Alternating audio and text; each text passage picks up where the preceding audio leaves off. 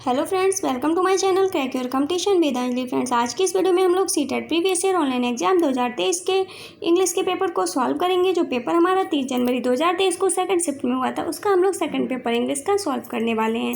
Friends, यदि आपने इससे पहले के पेपर्स को सॉल्व नहीं किया है तो डिस्क्रिप्शन बॉक्स में प्लेलिस्ट लिंक दिया हुआ है, वहाँ पर आपको सारे पेपर्स की वीडियोज़ मिल जाएंगी। साथ ही यदि आपने 2021-22 वाले ऑनलाइन एग्जाम पेपर सॉल्व नहीं किए हैं तो उसका भी डिस्क्रिप्शन बॉक्स में प्लेलिस्ट लिंक दिया हुआ है, वो पेपर्स भी आप लोग वहाँ से देख सकते हैं। फ्रेंड्स, वीडियो को शुरू करने से पहले एक छोटी सी रिक्वेस्ट है, यदि आप चैनल पर नए हो तो चैनल को सब्सक्राइब करके बेल आइकन को प्रेस कर लीजिएगा, ताकि मैं जब भी कोई भी वीडियो अपलोड करूं तो उसका नोटिफिकेशन आपको तुरंत मिल सके। वीडियो पसंद आए तो वीडियो को लाइक एंड शेयर कीजिएगा। साथ ही यदि आपने अभी तक मेरे सेकंड चैनल को सब्सक्राइब नहीं किया है तो उसका डिस्क्रिप्शन बॉक्स में आपको लिंक प्रोवाइड कर दिया जाएगा, आप लोग वहाँ पर जाकर उस चैनल को भी सब्सक्राइब कर लीजिए। उस पर मैं बहुत ही अच्छी मोटिवेशनल वीडियोज़ को, स्टोरी की वीडियोज़ को अपलोड करती हूँ, तो उस चैनल को भी अपना प्यार और सपोर्ट जरूर दीजिएगा। चलिए फ्रेंड्स, वीडियो को शुरू करते हैं। फ्रेंड्स, क्वेश्चंस को करने के लिए हमें इस पैराग्राफ को पढ़ना है, तो चलिए फटाफट से इस पैराग्राफ को पढ़ के इसका थोड़ा सा अर्थ अच्छे से समझ लेते हैं, फिर हम लोग क्वेश्चंस को सॉल्व करेंगे। नंबर 1 है इसका पैराग्राफ का, धनपत राय श्रीवास्तव और Munshi Premchand as he was better known was. 1 minute friends, short, अब इसको ठीक से दिख जाएगा ये। धनपत राय श्रीवास्तव और Munshi Premchand as he was better known was born on 31 July 1880 in Lamhi near Varanasi in Uttar Pradesh. Dhanpat Rai Srivastava और या मुंशी प्रेमचंद, जैसा कि उन्हें हम बेहतर जाना जाता है, उनका जो जन्म था वो 31 जुलाई 1880 को उत्तर प्रदेश के वाराणसी में लम्ही में हुआ था, वाराणसी के पास लम्ही में। He ranks as one of the tallest icons in the field of modern Hindi and Urdu literature. वह जो थे आधुनिक हिंदी और उर्दू साहित्य के क्षेत्र में सबसे बड़े आइकन यानी कि प्रतीकों में से एक हैं। He had to face tremendous struggles to make his ends meet due to his parents. उन्होंने जो है अपने माता पिता की असामयिक मृत्यु के कारण अपना जो जीवन है, गुजारा है, चलाने के लिए क्या किया था, ज़बरदस्त संघर्षों का सामना करना पड़ा उन्हें। ट्रेमेंडस स्ट्रगल्स यानी कि ज़बरदस्त संघर्षों का उन्हें सामना करना पड़ा। Early death in 1910 the district magistrate in Hamirpur reprimanded him for his collection of short stories Soze Watan which was termed as seditious। 1910 में जो जमीरपुर में जिला मजिस्ट्रेट ने उनकी लघु कहानियों को के संग्रह जैसे कि सोजे बतन के लिए उन्हें फटकार लगाई थी। उनका सोजे बतन जो है एक लघु कहानी थी, जिसके लिए जो डिस्ट्रिक्ट मजिस्ट्रेट थे जमीरपुर किला के, उन्होंने इनकी फटकार लगाई थी, जिसे which was termed as seditious, जिसे देशद्रोही करार दिया गया।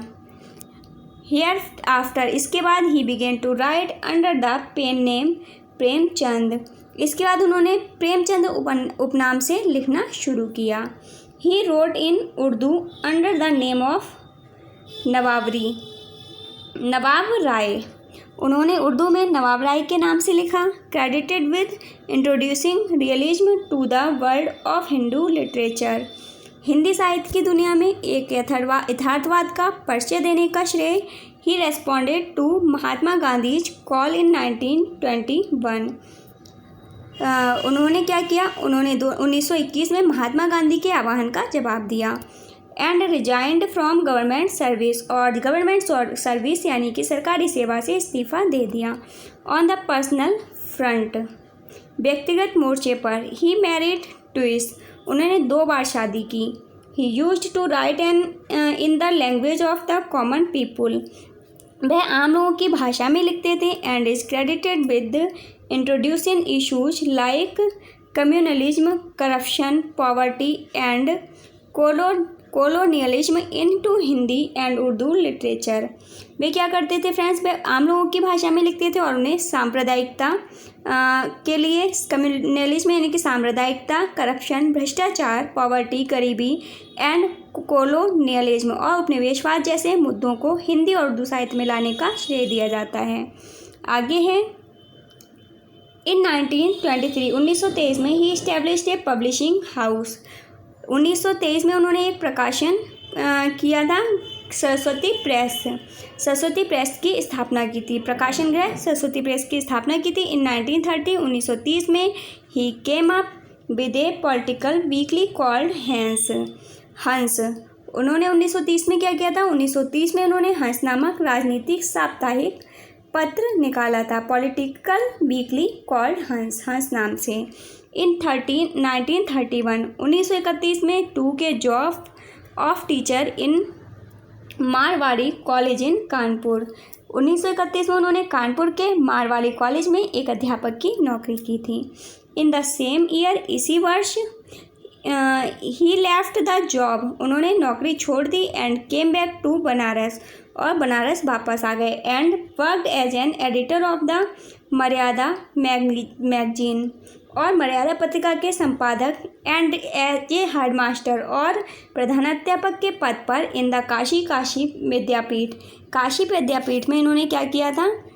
बनारस वापस आने के बाद काशी विद्यापीठ में मर्यादा पत्रिका के संपादक तथा काशी विद्यापीठ में प्रधानाध्यापक के पद पर कार्य किया था। In 1931 he moved to Mumbai. 1931 में वह मुंबई चले गए and worked as a script written for Ajanta Cinetone. Mumbai जाने पर क्या किया था? और एक प्रोडक्शन हाउस अजंता सिनेटोन के लिए क्या किया था? पटकथा लेखक के रूप में काम किया था। द स्क्रिप्ट फॉर फिल्म मजबूर रिटन बाय हिम, जो फिल्म मजबूर की पटकथा थी वो उन्होंने ही लिखी थी। हिज लास्ट वर्क वर कफन एंड गोदान, और उनका जो लास्ट कृति थी, उनकी जो लास्ट रचना थी, अंतिम रचना थी, वो थी कफन और Godaan. He lived a life of penury, उनका जो जीवन था वो गरीबी में जिया था उन्होंने। Many of his works were later made into movies and television serials, उनके कई काम बाद में फिल्मों और टेलीविज़न धारावाहिकों में भी बने। The legendary Satyajit Ray made 2 movies based on Premchand's work, Sadgati and Shatranj के खिलाड़ी।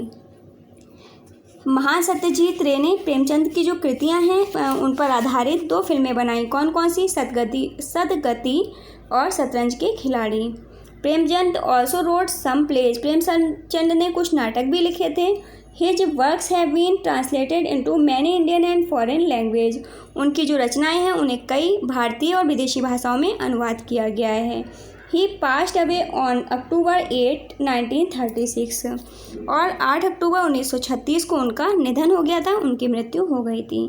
फ्रेंड्स, ये पैराग्राफ था मुंशी प्रेमचंद से रिलेटेड। चलिए क्वेश्चंस को करते हैं। क्वेश्चन नंबर 1 है हमारा, which pseudonym did Munshi use for his works in Urdu. Munshi ने अपने उर्दू के कार्यों के लिए किस स्यूडोनिम का, किस छद्म का प्रयोग किया था? नंबर 1 धनपत राय, 2 सरस्वती, 3 नवाब राय, 4 मजबूर। तो राइट आंसर हो जाएगा ऑप्शन नंबर 3 नवाब राय का। नेक्स्ट क्वेश्चन है question number 2, why was Premchand reproached by the British officials.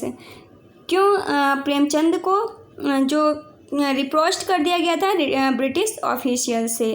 तो इसका राइट आंसर हो जाएगा option number 4। He wrote a collection of rebellious short stories, क्योंकि उन्होंने कलेक्शन लिखा था एक रिबेलियस शॉर्ट स्टोरीज का, लघु कथाओं का। नेक्स्ट क्वेश्चन है हमारा question number 3, which style of writing was introduced by Premchand in Hindi literature. किस स्टाइल को कौन सा जो स्टाइल है ऑफ राइटिंग का वाज इंट्रोड्यूस कराया है बाय प्रेमचंद ने इन हिंदी लिटरेचर, हिंदी साहित्य में? तो इसका राइट आंसर हो जाएगा ऑप्शन नंबर 1 रियलिज्म, वास्तविकता। नेक्स्ट क्वेश्चन है question number 4, according to the passage which combination accurately describes different professions that Premchand took up in different phases of his life. Passage के अनुसार कौन सा कॉम्बिनेशन एक्यूरेटली डिस्क्राइब करता है, वर्णन करता है पूरी अच्छी तरह से डिफरेंट प्रोफेशंस, अलग अलग प्रकार के professions date Premchand took up in different phases of life, जो अपने जीवन के अलग अलग फेजेज में प्रेमचंद ने अपनाए थे। तो राइट आंसर हो जाएगा इसका option number 2, publisher, script writer, headmaster, editor. इन्होंने पब्लिशर का काम किया था, स्क्रिप्ट राइटर का काम किया था, हेडमास्टर का काम किया था और एडिटर का भी। नेक्स्ट क्वेश्चन है question number 5, which of the following were the major themes in Premchand's writing. निम्न में से कौन सी मेजर थीम थी प्रेमचंद के राइटिंग की रचनाओं की। Choose the appropriate combination. Number A है कम्युनलिज्म, 2 कॉलोनियलिज्म, 3 कैपिटलिज्म, 4 करप्शन। तो यहाँ पर जो हो जाएगा फ्रेंड्स, ए कम्युनलिज्म की थी, बी कॉलोनियलिज्म भी किया था और करप्शन भी किया था, कैपिटलिज्म का यूज नहीं किया था। तो राइट आंसर होगा ऑप्शन नंबर 1, ए, बी और डी। नेक्स्ट क्वेश्चन है question number 6, which of the following words is closest in meaning to the word penury as used in the para four of passage. यहाँ पर पेनरी जो पैराफोर में एक word आया है उसका क्लोजेस्ट मीनिंग पूछा है फ्रेंड्स। नंबर 1 है बॉर्जियोस, 2 पॉवर्टी, 3 एफ्लुएंस, 4 मैग्निफिसेंस। तो यहाँ पर राइट आंसर हो जाएगा option number 2 poverty.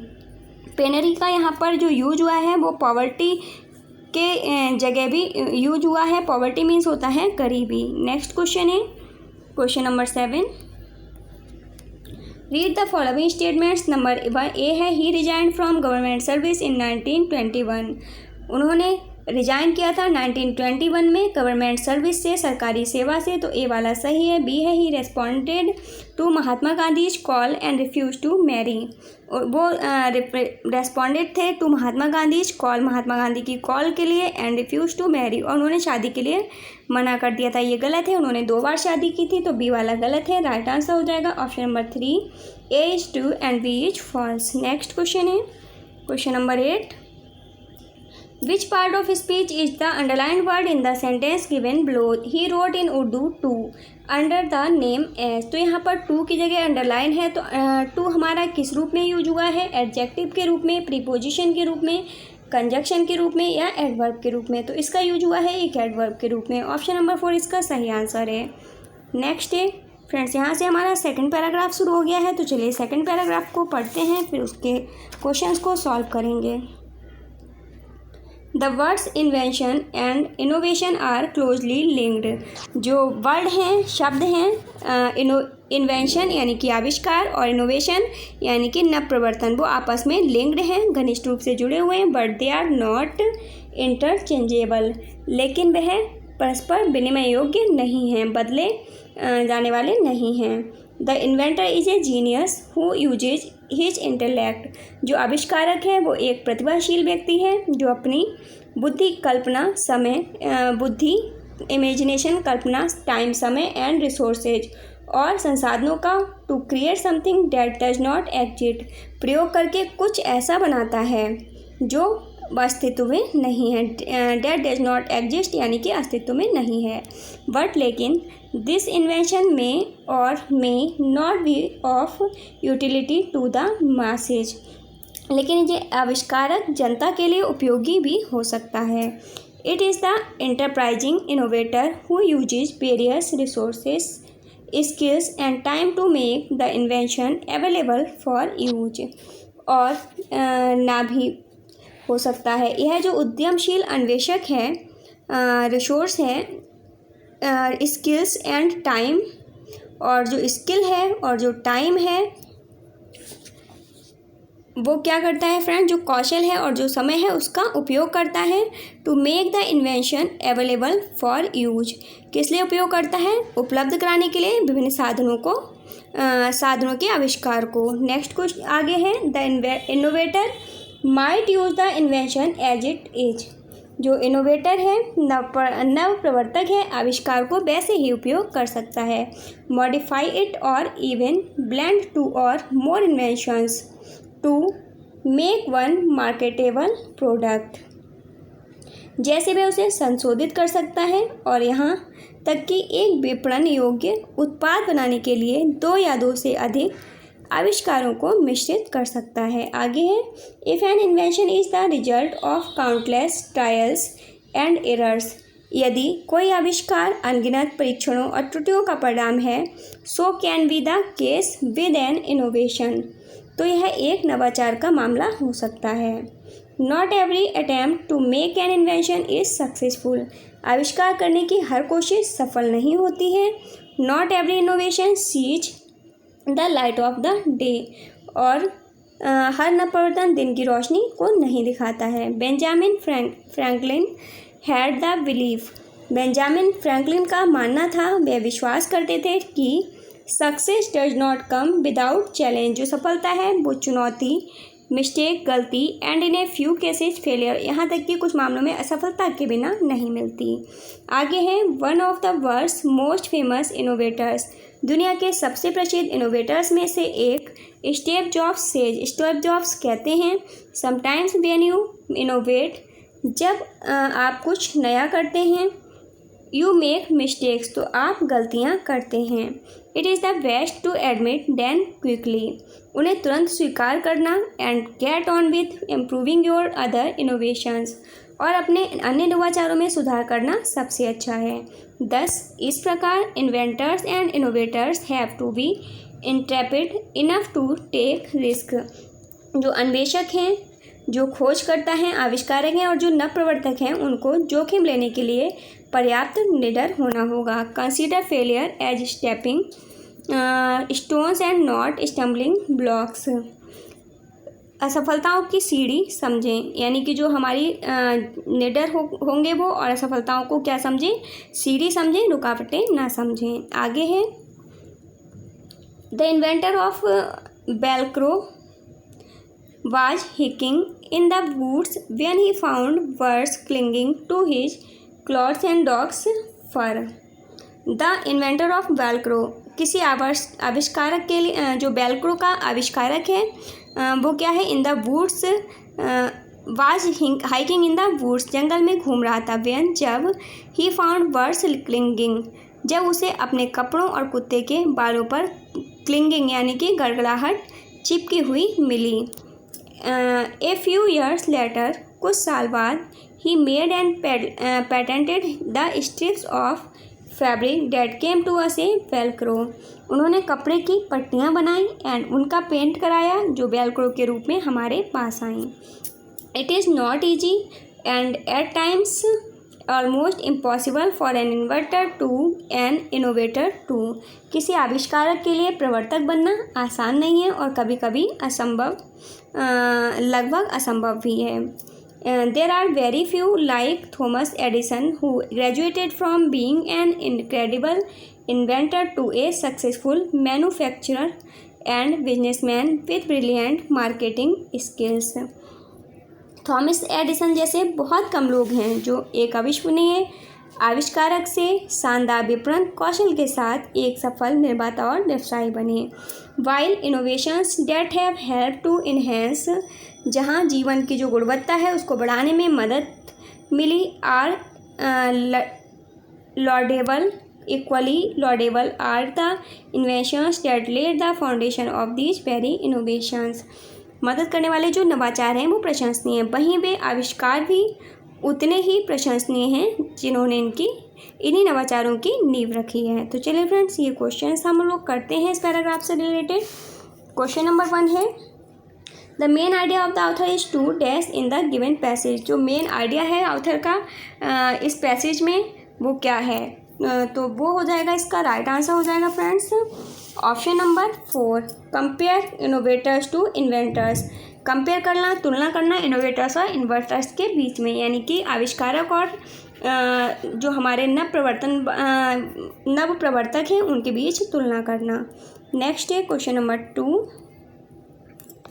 Velcro can be best described as, Velcro को बेस्ट डिस्क्राइब किया जा सकता है एज किस रूप में, तो राइट आंसर हो जाएगा इसका option number 2, an accidental invention के रूप में। नेक्स्ट क्वेश्चन है question number 3, which of the following statement from the passage clearly indicates failure. निम्न में से कौन सा स्टेटमेंट पैसेज का क्लियरली इंडिकेट करता है असफलताओं को। तो राइट आंसर हो जाएगा option number 3, not every innovation sees the light of the day. Next question है question number 4, which of the following statements does not hold true in light of the passage. निम्न में से कौन सा जो कथन है वो पैसेज पर पूरी तरह से प्रकाश नहीं डालता है। तो राइट आंसर हो जाएगा इसका option number 2, invention is the same as innovation. जो इन्वेंशन है, जो खोज है, वो नवप्रवर्तन के समान है, ये गलत है। तो राइट आंसर ऑप्शन नंबर 2 हो जाएगा। नेक्स्ट क्वेश्चन है question number 5, Benjamin Franklin and Steve jobs believe that. Benjamin Franklin और स्टीव जॉब्स बिलीव्स करते थे डैट की, क्या बिलीव करते थे, making a mistake before finding success is not unusual. क्या विश्वास करते थे कि जो मिस्टेक्स हैं, जो गलतियां हैं, बिफोर फाइंडिंग सक्सेस, सक्सेस से सफलता प्राप्त करने से पहले जो गलतियां हैं वो अनयूजुअल नहीं हैं, यानी कि वो यूजुअल हैं। नेक्स्ट क्वेश्चन है हमारा question number 6, which of the following words can replace the word intrepid in para 3 of the passage. पारा 3 में एक वर्ड दिया हुआ है इंट्रीपिड, तो उसके स्थान पर हम किस वर्ड का यूज कर सकते हैं। Number 1 unworthy, 2 daring, 3 intellectual, 4 rich. तो राइट आंसर हो जाएगा ऑप्शन नंबर 2 का डेयरिंग का हम यहाँ पर यूज कर सकते हैं। नेक्स्ट क्वेश्चन है question number 7, which part of speech is the underlined word in the sentence given below while innovations that have helped to enhance the quality of life। तो यहाँ पर while के नीचे अंडरलाइन है, तो ये कौन सा पार्ट्स ऑफ स्पीच यहाँ पर है। Number 1 noun, 2 verb, 3 conjunction, 4 pronoun. तो यहाँ पर यूज हुआ है फ्रेंड्स इसका एक कंजक्शन के रूप में। ऑप्शन नंबर 3 इसका सही आंसर होगा। फ्रेंड्स अब हम लोग पेडागोजी के क्वेश्चंस को करेंगे। चलिए पेडागोजी के क्वेश्चंस को करते हैं। Which one of these is not a typical step in reading lesson for advanced learners? Advance learners के लिए निम्न में से कौन सा टिपिकल स्टेप नहीं है रीडिंग लेसन को पढ़ने के लिए। तो इसका राइट आंसर हो जाएगा option number 4 understanding the syllable structure of words. Next है question number 2, which one of the following is not a typical step in speaking lesson for advance learners. यहाँ पर कह रहा है कि निम्न में से कौन सा एक टिपिकल स्टेप नहीं है स्पीकिंग लेसन को बोलने के लिए फॉर एडवांस लर्नर्स के लिए। तो राइट आंसर हो जाएगा option number 3 learning how to spell words in the language. Learning how to spell, यह सीखना कि किस तरह से स्पेलिंग्स हैं उनको भाषा में यूज किया जाता है, सीखा जाता है। नेक्स्ट है question number 3, a second language like English language in India is challenging as compared to a first language mother tongue because. जो सेकेंड लैंग्वेज है जैसे कि इंडिया में इंग्लिश, इज चैलेंजिंग, वह क्या है, एक चैलेंजिंग है, एज कम्पेयर्ड एक चैलेंज है, एक एज कम्पेयर तुलना में, किसकी तुलना में, एक फर्स्ट लैंग्वेज यानी कि मदर टंग की तुलना में, क्योंकि the language is not spoken in our environment, क्योंकि जो हमारी सेकेंड लैंग्वेज है वो एनवायरनमेंट में नहीं बोली जाती है, इसलिए जो ये है ये क्या है फ्रेंड्स, एक चैलेंज के रूप में है। नेक्स्ट है question number 4, the emphasize of grammar in context is on. तो इसका राइट आंसर हो जाएगा option number 1 internalising the rules of language. Next question है question number 5, one of the following is not among the fundamental principles guiding education according to NEP 2020 राष्ट्रीय शिक्षा नीति 2020 के अनुसार निम्न में से कौन सा फंडामेंटल प्रिंसिपल नहीं है गाइडिंग एजुकेशन को गाइडिंग करने के लिए। तो राइट आंसर हो जाएगा option number 4 language lesson have no correspondence with the other subjects. Next है question number 6, experiential learning does not include. जो एक्सपीरियंशियल नॉलेज है, जो अनुभवात्मक ज्ञान है, शिक्षा है, वो इंक्लूड नहीं करती है, शामिल नहीं करती है। किस चीज़ को शामिल नहीं करती है, learning by rote and memorisation. Option number 4 इसका सही आंसर हो जाएगा, यानी कि कंठस्थ करने को और सुनने को स्मरण के लिए जो है वो ये इंक्लूड नहीं करती है, शामिल नहीं करती है। क्वेश्चन नंबर 7 है, विच one of the statement is not true. निम्न में से कौन सा कथन सही नहीं है, यानी कि गलत है। तो राइट आंसर हो जाएगा option number 4 such learners require special help which teacher need not extent. Next question है question number 8, identify the most inappropriate classroom practice. हमें पहचान करनी है इनएप्रोप्रिएट क्लासरूम प्रैक्टिस की, यानी कि अनुचित क्लासरूम अभ्यास में क्लासरूम में कौन सा जो है वो इनएप्रोप्रिएट है, अनुचित हो जाएगी प्रैक्टिस। तो राइट आंसर हो जाएगा option number 1, I do whatever comes to my mind in class. मैं वो करूँ जो मेरे माइंड में आता है क्लास में, तो ये जो है ये गलत है। नेक्स्ट क्वेश्चन है question number 9, when planning a lesson which one of the things below is not kept in mind. एक लेसन की प्लानिंग करते समय, एक पाठ योजना बनाते समय नीचे दिए गई निम्न में से कौन सी चीज़ माइंड में नहीं होनी चाहिए। तो राइट आंसर हो जाएगा option number 4, teacher's personal basis. Next question है question number 10, when planning a lesson which of the following questions should be lowest in priority. पाठ योजना बनाते समय किस प्रकार के जो क्वेश्चंस हैं उनको लोएस्ट सबसे निम्न स्तर पर रखना चाहिए प्रायोरिटी के रूप में। तो राइट आंसर हो जाएगा option number 3, would the theme be inappropriate for a specific local learner profile. Next है question number 11, on Monday the listening activities on the impact of the conservation efforts on society and the one on the role of colors in our life seem to have no thematic connection with each other. It would be best to, तो इसका हो जाएगा option number 2, it would be best to think of a speaking activity related to one of the themes. Next है question number 12, which of the following is incorrect. निम्न में से कौन सा गलत है। तो राइट आंसर हो जाएगा option number 1, children with dyslexia should not be identified early. जो डिसलेक्सिया से पीड़ित चिल्ड्रन हैं वो should not be identified early, वो जल्दी से पहचान नहीं पाते हैं, तो ये जो है ये गलत है। नेक्स्ट क्वेश्चन है question number 13, which of the following is correct. निम्न में से कौन सा सही है। तो राइट आंसर होगा option number 2, vocabulary can be taught using bilingual words list.